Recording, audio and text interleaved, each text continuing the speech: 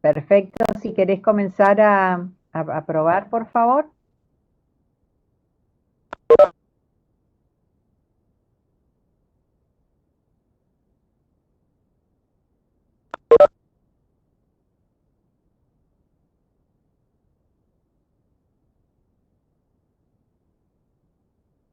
Hola, ¿me escucha? Sí, te escucho, Cintia. Si querés comenzar a probar, si querés comenzar a probar el, El Power. el Power, ¿Veo o no? perfecto.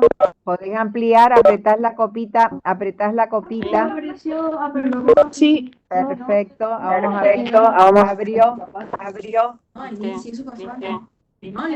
¿Viste? Así que ya podríamos, porque 30, 16:30 comienza, así que podríamos ya comenzar. Bueno,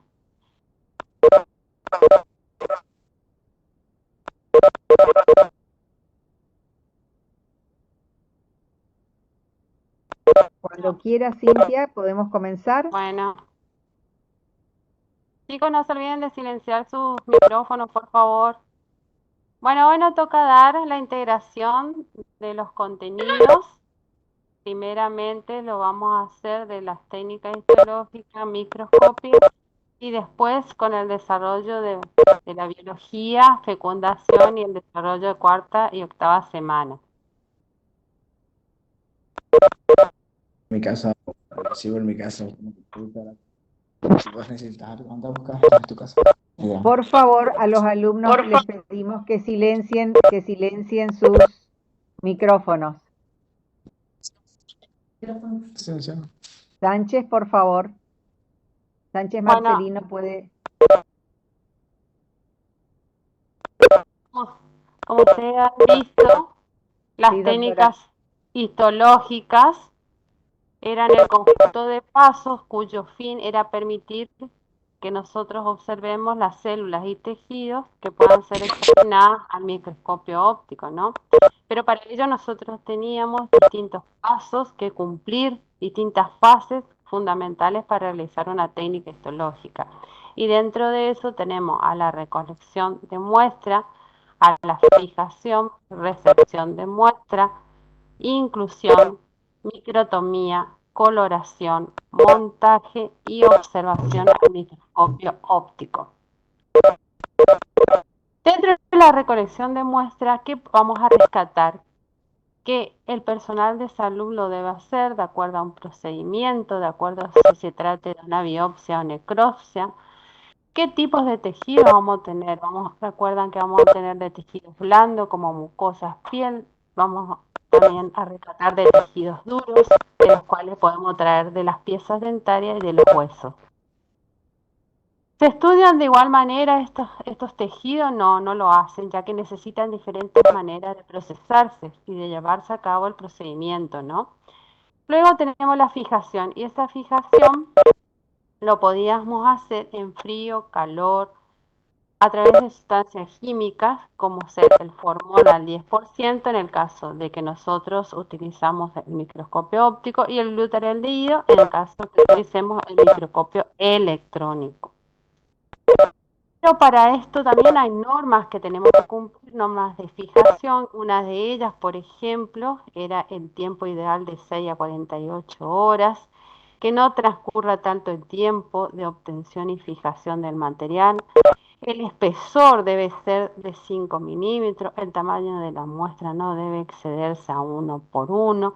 Y así nosotros debemos también para esta fijación cumplir ciertas pautas. Luego sigue la recepción de la muestra.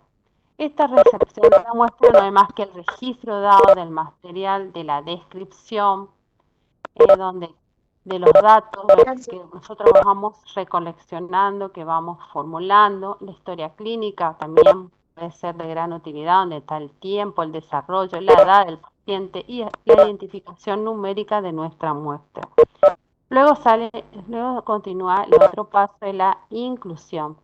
Dentro de la inclusión vamos a tener que también tenemos que cumplir ciertas pautas, ciertos pasos, que es la deshidratación, y ahí tenemos a diferente graduación alcohólica, la aclaración, que la hacemos en silol. Después recuerden que tenemos la inclusión en la parafina. Inmediatamente el quinto paso, una vez que procedemos a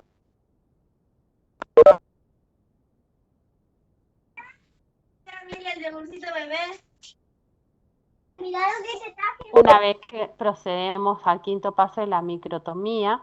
Esta microtomía, ¿se acuerdan que en este procedimiento utilizamos instrumentos mecánicos que realizan secciones tisulares de espesor mucho más pequeño que lo pueden, por ejemplo, llegamos a un espesor de 3 a 15 micras, necesarios para poder montarlo luego en el portaobjeto. ¿Qué aparato utilizamos? Podemos utilizar aparatos rotatorios o por desplazamiento. Y el sexto paso sería el montaje de esa muestra.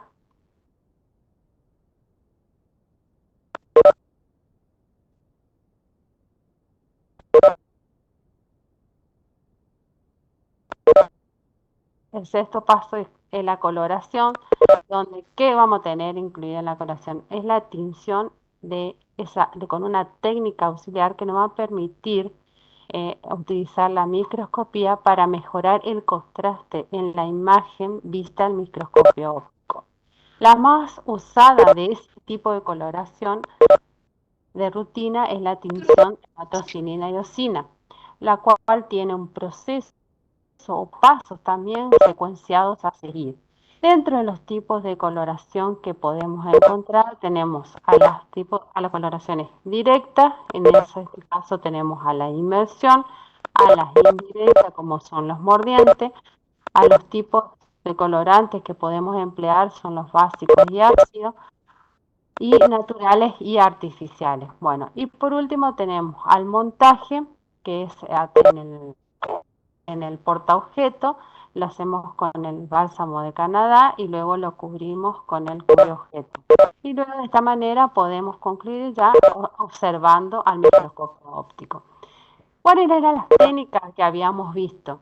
Habíamos visto las técnicas por decalcificación. Esta técnica también requiere unos pasos a seguir, y dentro de esos pasos tenemos a la recolección de la muestra, a la fijación en formol al 10%, la decalcificación la hacemos con ácido fórmico al 90% y ácido cítrico de 5 a 10%. Luego también lleva a cabo la inclusión de la muestra, microscopía y coloración y mostraje. ¿Qué se observa con esta técnica de calcificación? Observamos los tejidos blandos, se encuentran contenidos en los tejidos duros, es decir, eliminamos el componente mineral de esos tejidos duros.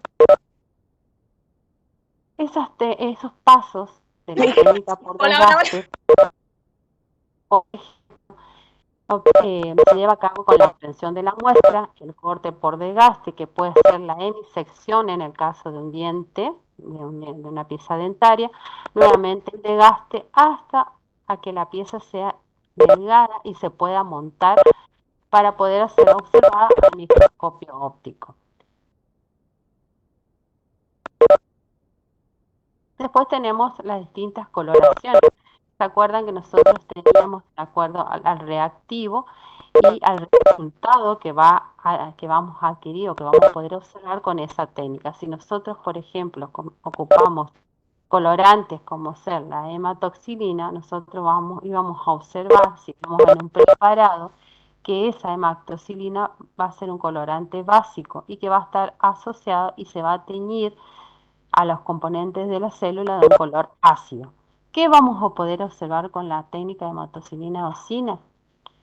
De un color violeta, de un color azul, vamos a poder observar heterocromatina, los nucleolos de la célula, los ácidos ribonucleicos, los ribosomas, la matriz extracelular. este color, entonces van a aparecer todas estas estructuras histológicas. En cuanto a la eosina, si nosotros utilizamos este colorante, tenemos que va a ser un colorante ácido, entonces se va a asociar a las estructuras o va a colorar las estructuras catiónicas del citoplasma y de la matriz extracelular. ¿De qué color? De un rosado. Entonces vamos a ver que todo el citoplasma, las fibras colágenas van a aparecer de un color rosado. Si nosotros empleamos, como podemos ver, o como ya han visto en las distintas clases, la tricrómica de Mason, vamos a tener que el azul oscuro o morado va a teñir el núcleo. El rojo va a teñir el citoplasma, músculo y queratina, mientras que un azul claro vamos a visualizar el mucinógeno o colágeno que encontremos en este preparado, mientras que el azul verdoso van a estar teñidas las fibras colágenas. El azul periódico de Schiff, que es Paz positivo, ¿qué va a teñir? Tiñe principalmente las moléculas ricas en glucógeno y carbohidratos. ¿eh? Por ejemplo, donde en las glándulas mucosas o mixtas podemos observar el hepatocito, en el glucocálice de la membrana basal, en las bolas de las células caliciformes. Entonces, esta coloración vamos a poder observar y encontrar. En cuanto a la parte del microscopio,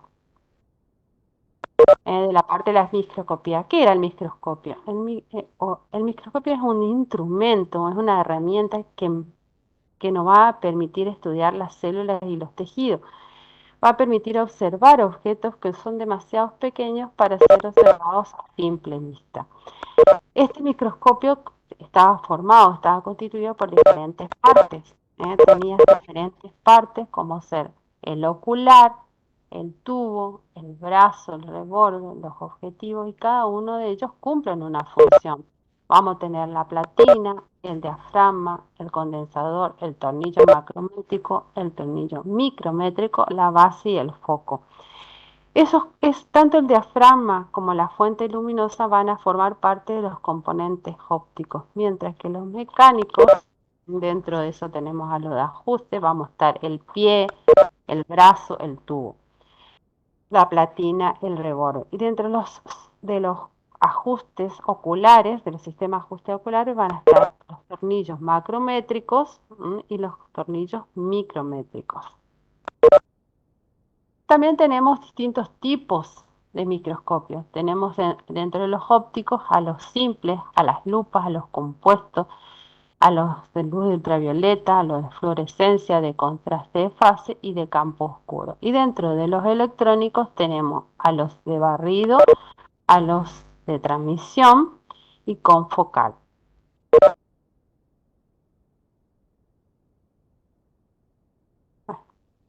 ¿Qué observamos con el microscopio óptico?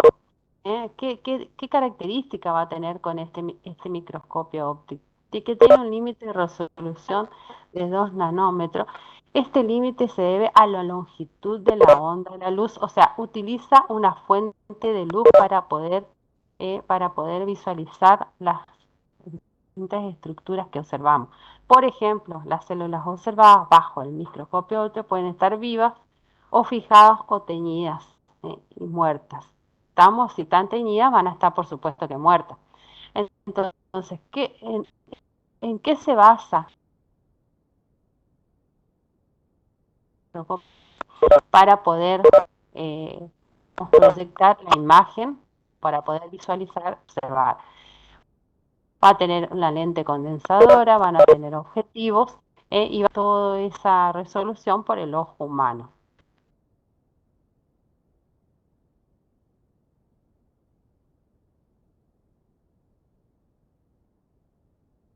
En cuanto a hablamos del microscopio óptico, de luz, ¿no? ¿Qué diferencia hay o por qué son esencialmente idénticos en el electrónico? Entonces, tanto uno como el otro nos permite ampliar aquellos objetos que son indistinguibles a nuestros ojos. Entonces, ¿cuál es la diferencia principalmente? La diferencia es la fuente de iluminación. Uno utiliza la luz, el haz de luz, que es el microscopio óptico, mientras que el electrónico utiliza haz de electrones de muy corta longitud de onda que permite obtener una mayor resolución. ¿Está?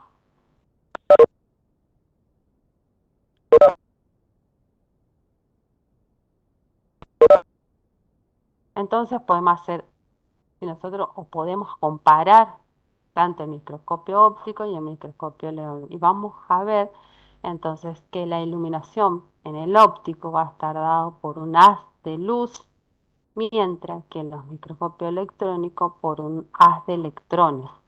¿Eh? Y la resolución, digamos, la resolución en el óptico va a ser de 2000 astron, mientras que el microscopio electrónico de 3 astron.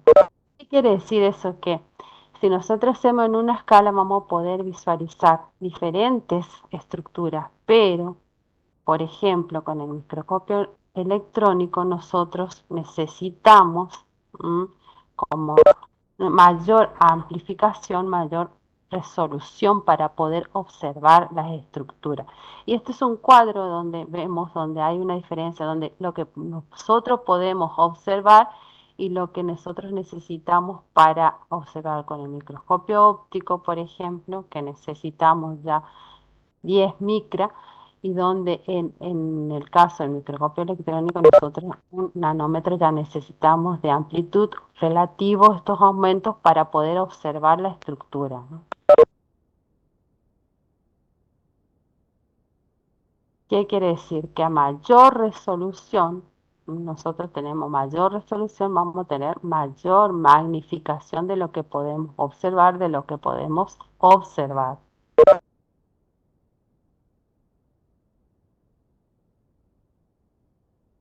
En cuanto al microscopio electrónico de transmisión,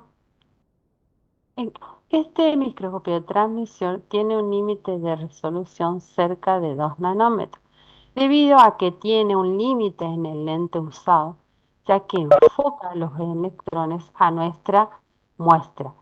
Este microscopio electrónico de transmisión, ¿no?, replica las células muestras después de haber sido fijadas, teñidas con los iones metales. O sea, recuerden que en este caso nosotros necesitamos metales pesados para poder fijar la muestra. Los electrones son dispersados cuando pasan a través de esa lente, son dispersados a la sección del espécimen, de lo que se quiere observar, y luego son detectados y proyectados hacia la imagen sobre una pantalla fluorescente. Nosotros necesitamos ya acá una pantalla fluorescente. El microscopio electrónico, entonces, los electrones la atraviesan todo el cañón para obtener la imagen. ¿Todos los electrones atraviesan? No. ¿Qué pasa con esos electrones que no atraviesan? Algunos son dispersados y pocos llegan a imprimir la imagen y nos da cierta reactividad de la imagen que queremos obtener. Entonces tenemos diferencias. ¿Cuáles son las diferencias entre microscopio electrónico de transición y de barrido? Que nosotros en el de transmisión necesitamos los electrones van a enfocarse en la imagen y van a transmitir, van a enfocarse en el espécimen y van a transmitir la imagen. Mientras que en el electrónico van a producir diferentes rayos de electrones, direcciones de electrones, transmisión de esos electrones, y a través de llegan al espécimen y digamos, la imagen es traducida o se identifica a través de un monitor.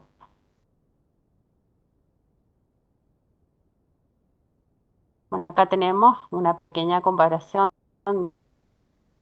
en la primera imagen, que corresponde al microscopio óptico, en donde quien es el que mira es el ojo del ser humano, es el que mira directamente sobre la muestra.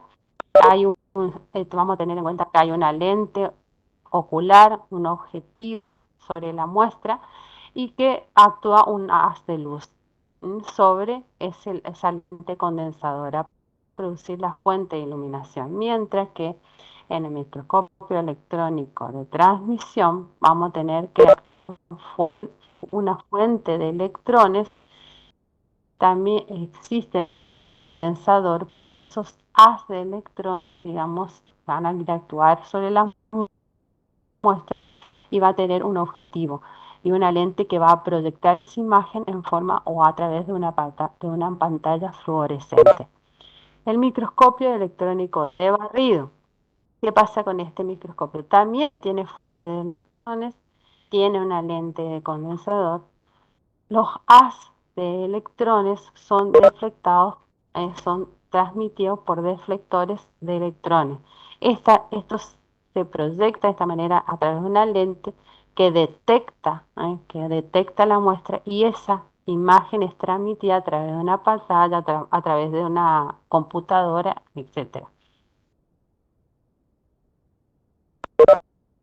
Bueno, ahora vamos a la parte de integrar la parte de la primera y cuarta semana del desarrollo de vida intrauterina y y la parte de arcos branquiales, también el desarrollo de esa parte de los arcos branquiales que aparece en las cuartas semanas.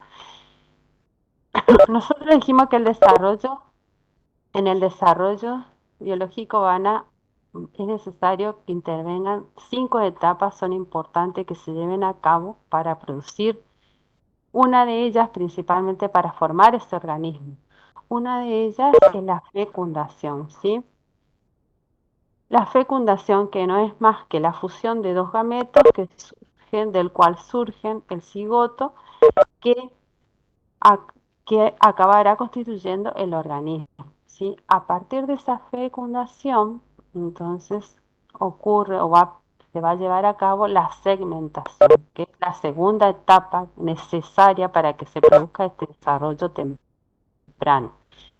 Esta segmentación no es más que las distintas divisiones de mitósigas que se van produciendo primeramente en las blastómeras, y a medida que se van dividiendo estas blastómeras, como podemos ver en la imagen, cómo se va produciendo estas divisiones en 2, en 4, así sucesivamente. Estas blastómeras, que no son más que células del embrión, se va dividiendo, va bajando por la trompa de falopio hacia el útero. A medida que se va dividiendo, o a medida que se va produciendo estas sucesivas divisiones, se van a originar lo que llamamos, o lo que nosotros conocemos como la mórula. La mórula, que finalmente, después de esto, va a formar lo que se han dibujado en los diferentes prácticos, que es el blastocito. Después de la segmentación, va a ocurrir compactación, que consiste en un proceso donde se comunican todas esas blastómeras y que se impide que se separe, y que en este caso es relación con la zona pelúcida. ¿Estamos? Esta segmentación no es más que se lleva a cabo a través de la primera mitosis, cuando tenemos dos células hijas de igual tamaño, que son diploides, y así sucesivamente. Segunda división, que se dividen en 4 blastómeras, y así sucesivamente hasta llegar a la mórula, ¿sí? La mórula, que está formada por 16 células. De ahí tenemos que se transforma en blastómera. Y esas dos blastómeras va a dar lugar, esas dos blastómeras van a dar lugar a lo que sería el futuro macizo celular interno y al trofoblasto, ¿sí? A partir de ahí, como ven en la imagen, se va a generar o se va a formar entonces el futuro macizo celular interno y el futuro trofoblasto.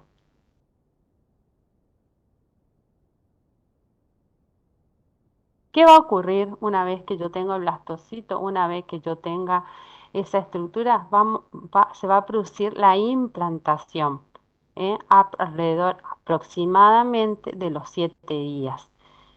¿Dónde va a ocurrir eso? En el tercio superior de la pared dorsal del útero. ¿eh? Y las células entonces del trofoblasto, que lindan con ese macizo celular interno que había o que existe en el polo embrionario, se va a adherir a ese epitelio de la mucosa uterina. ¿Estamos? Entonces se va a producir de esta manera la implantación. que ocurre entonces aproximadamente alrededor entre los 7 días. Una vez que ocurre esto, vamos a pasar a la segunda semana del desarrollo. Al pasar a la segunda semana, nosotros vemos que este blastocito va a cambiar de forma, va a modificar su forma y va a ser dos estructuras esféricas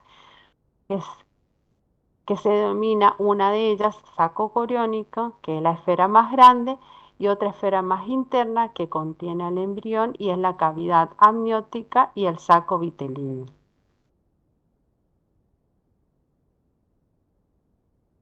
Como si nos observamos en esta imagen, en la imagen de la derecha, vamos a poder ver cómo, digamos, la presencia de estas dos estructuras.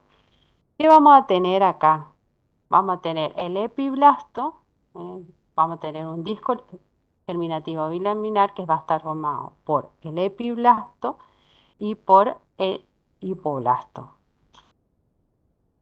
Ese epiblasto va a constituir la cara dorsal de ese disco embrionario bilaminar. Y el hipoblasto va a constituir la cara ventral de ese disco bilaminar. Por eso se llama de esta manera, aparece embrión bilaminar. Luego pasamos ya a la tercera semana del desarrollo. Una vez que se forma esto, una vez que se produce estos acontecimientos, pasamos a la tercera semana del desarrollo. ¿Y qué tenemos acá? Acá tenemos que el ectodermo y el endodermo son reemplazados o reemplazan al epiblasto que nosotros habíamos observado o que había aparecido en la segunda semana, y al hipoblasto. Y en el mesodermo intraembrionario se va a encontrar entre ambos endodermo y ectodermo. Entonces, tanto el ectodermo como el endodermo va a reemplazar al epiblasto y al hipoblasto. Como observamos, vieron cómo teníamos en la segunda semana esas dos partes que formaba el disco bilaminar. Bueno, eso van a reemplazar. Y en el medio de esos dos vamos a encontrar el mesodermo intraembrionario. El endodermo que reemplaza al hipoblasto lo va a hacer desde la cara dorsal y se va a relacionar con la hoja mesodérmica. Y la hoja mesodérmica va a dar lugar a las diferentes estructuras, por ejemplo, a la parte cefálica, que se convierte en la placa cardiogénica, y al mesodermo braquial. Su parte media va a generar a la notocorda, a los somitas, al mesodermo laterales, etc. Esto todo también va a ir ocurriendo, no solamente la fecundación, la segmentación, sino también luego viene la gastrulación. Y la gastrulación tenemos que no es más que las sucesivas divisiones mitóticas que comienzan con los movimientos morfogenéticos al desplazarse el conjunto de células. A partir de ahí entonces da lugar y se forman las tres hojas embrionarias: el ectodermo, el mesodermo y el endodermo. Entonces hay la diferenciación de las tres hojas germinativas. ¿Estamos? Luego viene la organogénesis, donde el embrión experimenta la organización estructural y se delimitan los órganos. Y luego, posteriormente, para finalizar, la histogénesis, donde hay diferenciación de tejido epitelial, conjuntivo, muscular y nervioso. Entonces, ¿qué recatamos? Tenemos entonces que el embrión unilaminar va a estar compuesto por va a estar formado por unas células denominadas que lo limitan, que se denomina trofoblasto, un macizo que está por dentro, un macizo de un acúmulo de células que está por dentro, que es el macizo celular interno.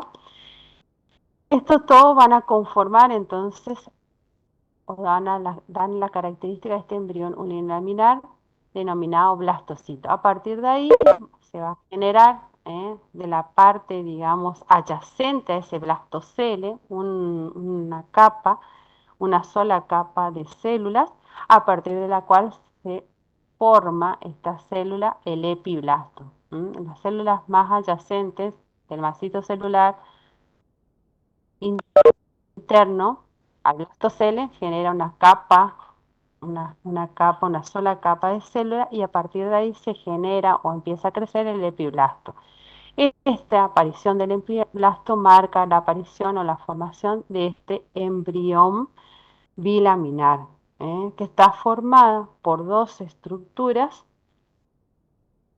esféricas que son denominadas, como dijimos anteriormente, saco coriónico, que es la esfera más grande, y la esfera más interna está formada o va a contener al embrión, a la cavidad amniótica y al saco vitelino. Y por último tenemos al embrión trilaminar, donde tenemos que rescatar la aparición en esta etapa ya de las 3 hojas germinativas, ¿sí? Y que van a constituir y van a dar lugar entonces esas capas germinativas, el ectodermo, por ejemplo, a la epidermis, al esmalte, a las distintas partes que van a conformar el cuerpo humano, ¿no?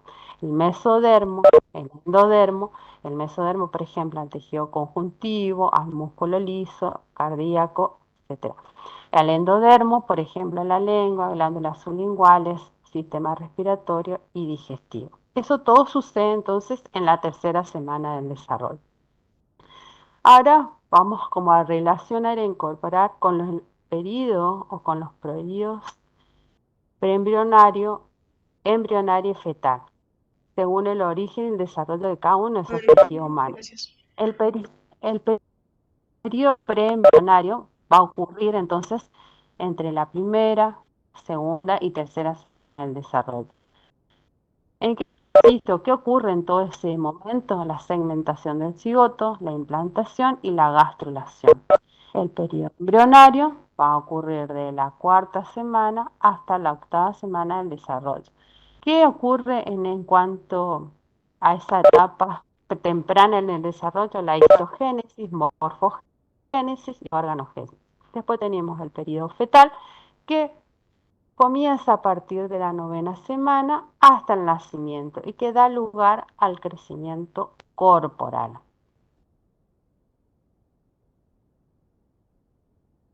Los arcos branquiales. Como han visto, estos arcos branquiales aparecen entre los 20 y 28 días del desarrollo embrionario.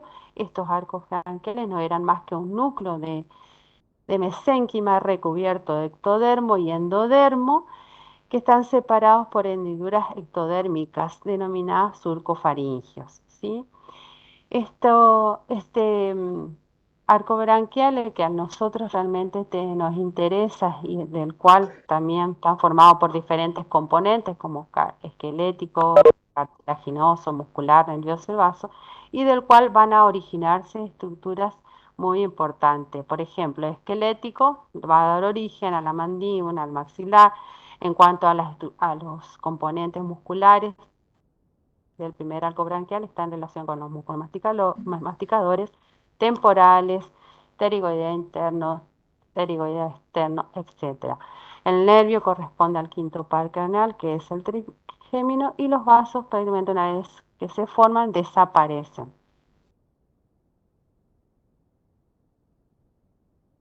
La formación de la cara. ¿Cuándo empieza esa formación de cara? Comienza, como dijimos, o como han visto ya en los trabajos previos, en la 4ª semana del desarrollo, ¿sí? Y lo hacen o parten a través de los mamelones. Son los principales protagonistas, ya que son los macizos mesenquimáticos revestidos por ectodermo, los que participan en la formación de estos mamelones. Acá podemos ver una imagen de un corte frontal donde aparecen estos mamelones que participan en esta formación de la cara. Si ustedes recuerdan, tenemos al mamelar cefálico, a las vesículas ópticas, a los mamelones maxilares, a los mamelones, al mamelón mandibular. Y no se olvide que todos ellos encierran o delimitan el estomodeo. En la 5ª semana ¿qué va a ocurrir? ¿Mm? En la cuarta semana tenemos el mamelón, que tenemos que destacar prácticamente el desarrollo del mamelón mandibular. A partir de la quinta semana aparecen las placodas olfatorias. El ectodermo que recubría las vesículas ópticas se transforman en placodas cristalinas.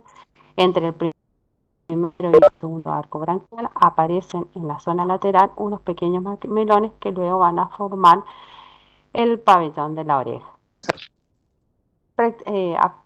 Directamente o en forma continua, tenemos que en la sexta semana se forman las fosas olfatorias y la cavidad oronacial.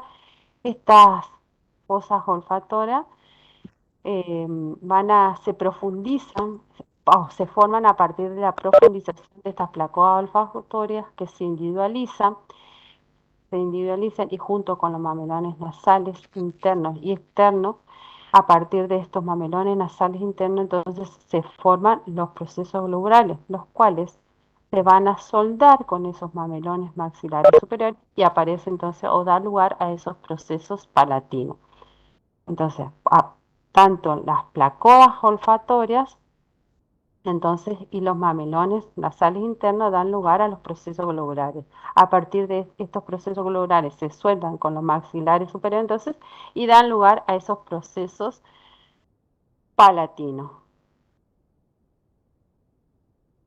Estos procesos palatinos entonces determinan en la aparición de estos procesos palatinos, determina entonces el comienzo de, digamos, la aparición de estos procesos palatinos marca el desarrollo o la formación del futuro paladar, ¿no?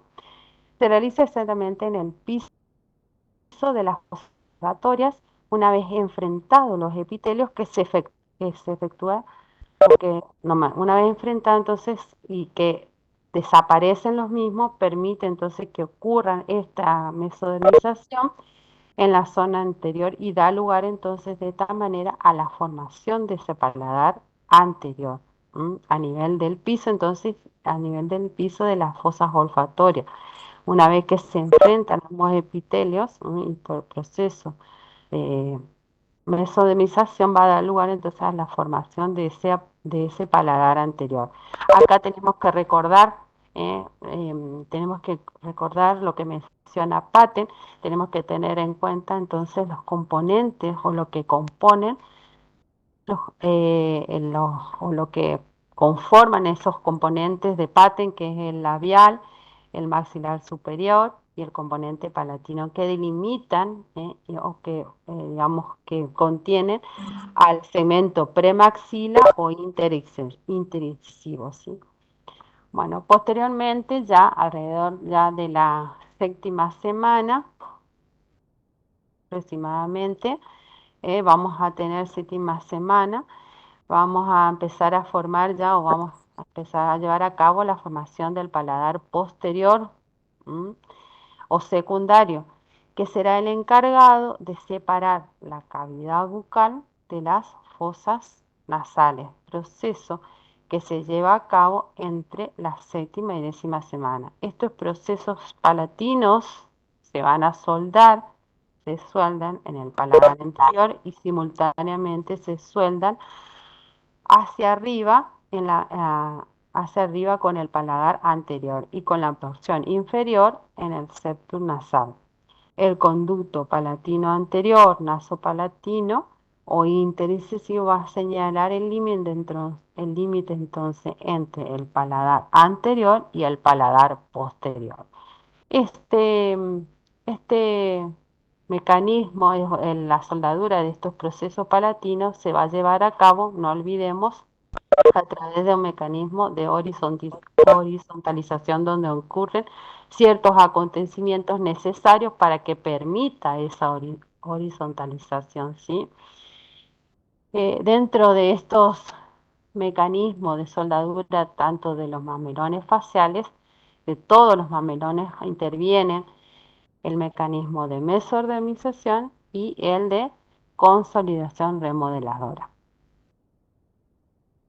En resumen, nosotros tenemos que, en la formación de la cara, tenemos procesos o prominencias o mamelones que participan para la formación, ¿no?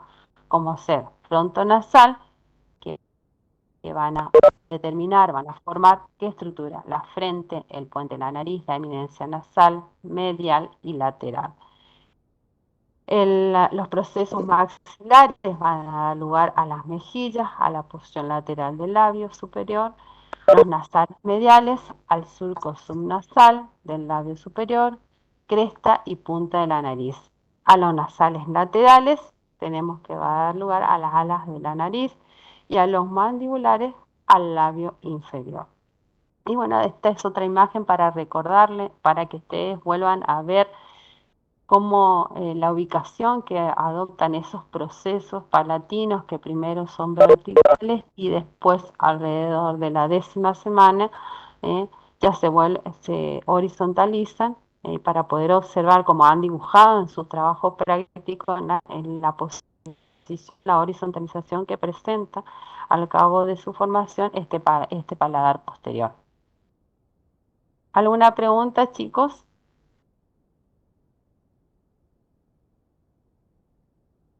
Ninguna, profe. ¿Alguna duda? No, profe. No, profe.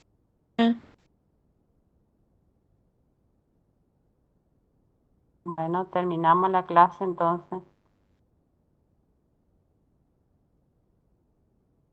Bueno, profe, gracias. Bueno, Gracias, profe. Profe, ¿esta presentación la suben al aula? Gracias, Ya está en el aula. En la señorita. aula esto. Ah, ok. Gracias. El material está ya en el campus virtual, en una virtual. Buenas tardes. ¿Cómo? Profe, gracias. Chao, profe, gracias. Chao, Hasta luego. profe. De Buenas nada. tardes, profe. Chao, profe.